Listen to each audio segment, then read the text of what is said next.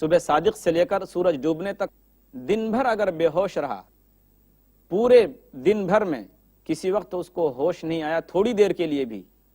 تو ایسے شخص کا بھی روزہ ٹوٹ جائے گا۔ اس شخص کو اس روزے کے بدلے ایک روزہ رکھنا پڑے گا۔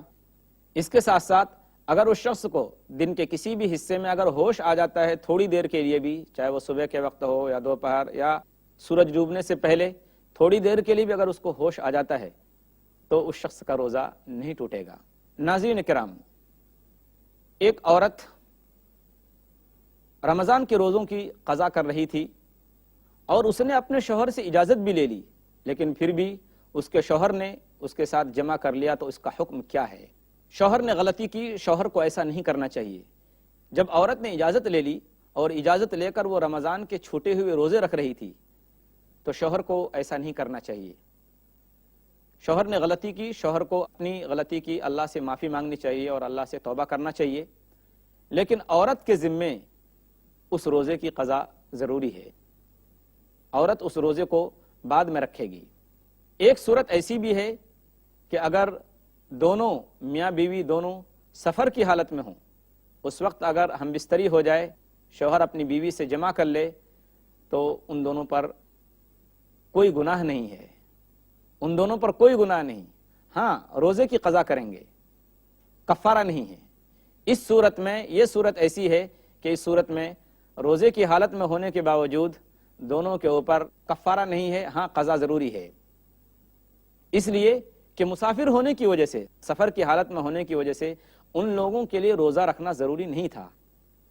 تو اس لیے ان دونوں نے رمضان کے مہینے کی عزت کو ختم نہیں کیا ہے۔ لہذا ان دونوں کے ذمے اگر ان دونوں نے صحبت کی ہے،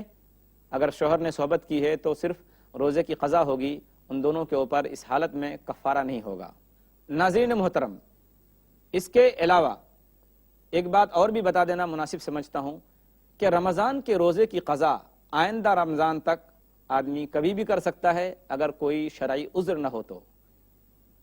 شرعی عذر کے بغیر روزے کی قضا میں تاخیر کرنا قضا روزوں کو ادا کرنے میں مناسب نہیں ہے۔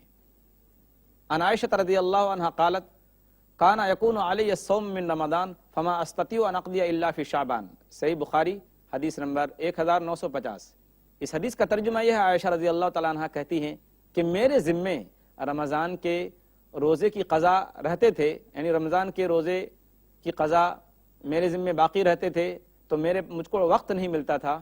یہاں تک کہ میں شعبان تک میں ان روزوں کو ادا کرتی تھی۔ اس حدیث سے پتہ چلتا ہے کہ رمضان کے چھوٹے ہوئے روزوں کی قضا آئندہ رمضان تک آدمی کبھی بھی کر سکتا ہے، لیکن بہتر یہ ہے کہ وہ تاخیر نہ کرے۔ ایک اور حدیث میں ایک بات وضاحت سے کہہ دی گئی ہے کہ رمضان کے روزے کیا جو قضا روزے ہیں ان کو لگاتار رکھا جائے یا آدمی الگ الگ دنوں میں رکھ سکتا ہے، تو اس بات کی بھی وضاحت حدیث کے اندر موجود ہے۔ ابن عباس رضی اللہ تعالیٰ عنہما فرماتے ہیں کہ لا بأس ان يفرق لقول اللہ تعالی فعدۃ من ایام اخر، صحیح بخاری حدیث نمبر 1949۔ اس حدیث کا ترجمہ یہ ہے کہ رمضان کے روزوں کی قضا آدمی الگ الگ دنوں میں بھی رکھ سکتا ہے، ایک ساتھ رکھنا ضروری نہیں، اس لیے کہ اللہ تبارک و تعالیٰ نے خود فرمایا کہ اگر رمضان کے روزے باقی رہ جائیں، روزے قضا ہوں، تو وہ بعد میں رکھ سکتا ہے۔ یہاں ہماری سوسائٹی میں ایک بات دیکھنے میں آتی ہے کہ جب کوئی آدمی مر جاتا ہے تو اس کے وارث اس کی دولت اور اس کی جائیداد کے ملنے کے انتظار میں رہتے ہیں، لیکن اگر مرنے والے کے ذمے کوئی چیز باقی رہتی ہے،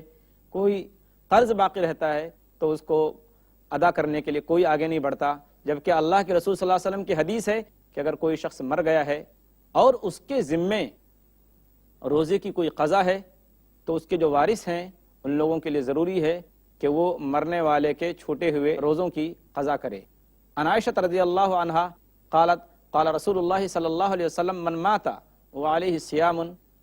صام عنہ ولیہ، صحیح بخاری حدیث نمبر 1952۔ اس حدیث کا ترجمہ یہ ہے کہ جو شخص مر جائے اور اس کے ذمے روزہ ہو تو اس کے وارث کے لیے ضروری ہے کہ روزوں کی قضا کرے۔ اس لیے ناظرین میں سے کسی بڑے کا، ان کے جاننے والے کا انتقال ہوا ہے جن کے وہ وارث ہیں، تو ضروری ہے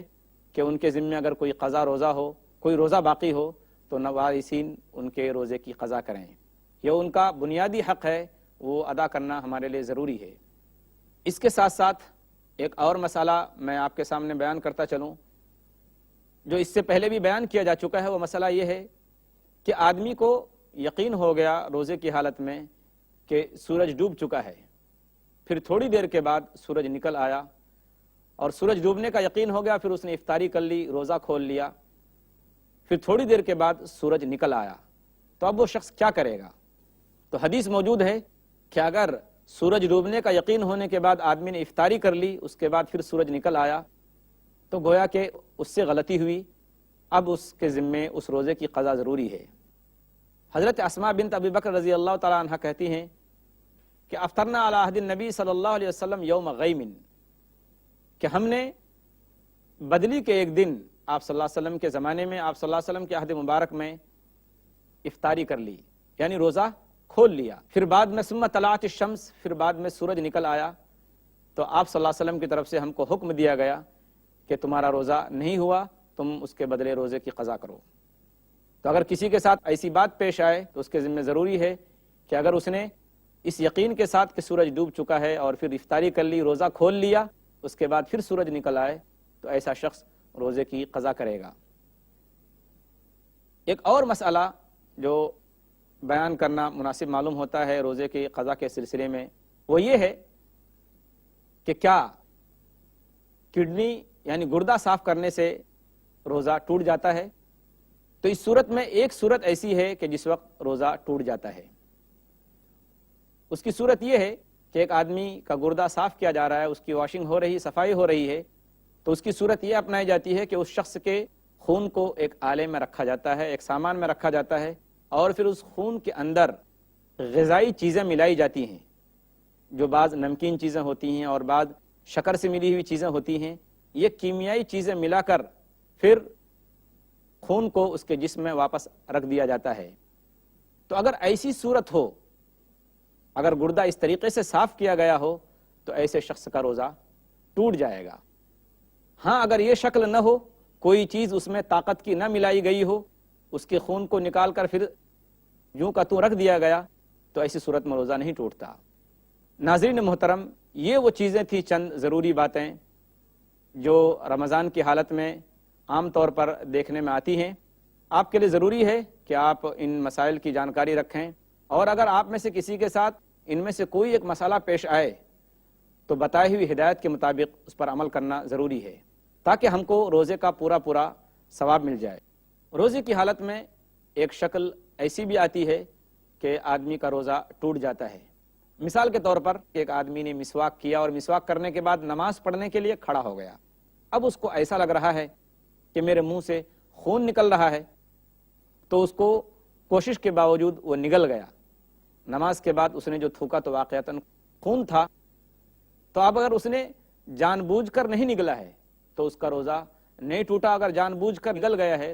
تو اس کا روزہ ٹوٹ جاتا ہے۔ ہم دعا کرتے ہیں اللہ تبارک و تعالیٰ سے کہ اللہ تبارک و تعالیٰ ہمارے روزوں کی حفاظت فرمائے، اور جن چیزوں سے روزہ ٹوٹ جاتا ہے اگر ان میں سے کوئی بھی مسئلہ ہمارے ساتھ پیش آئے تو ہم ان روزوں کی قضا کریں۔ اللہ تبارک و تعالیٰ ہمیں دین کی صحیح سمجھ نصیب فرمائے، آمین۔ وآخر دعوانا ان الحمد للہ رب العالمین، والسلام علیکم ورحمۃ اللہ وبرکاتہ۔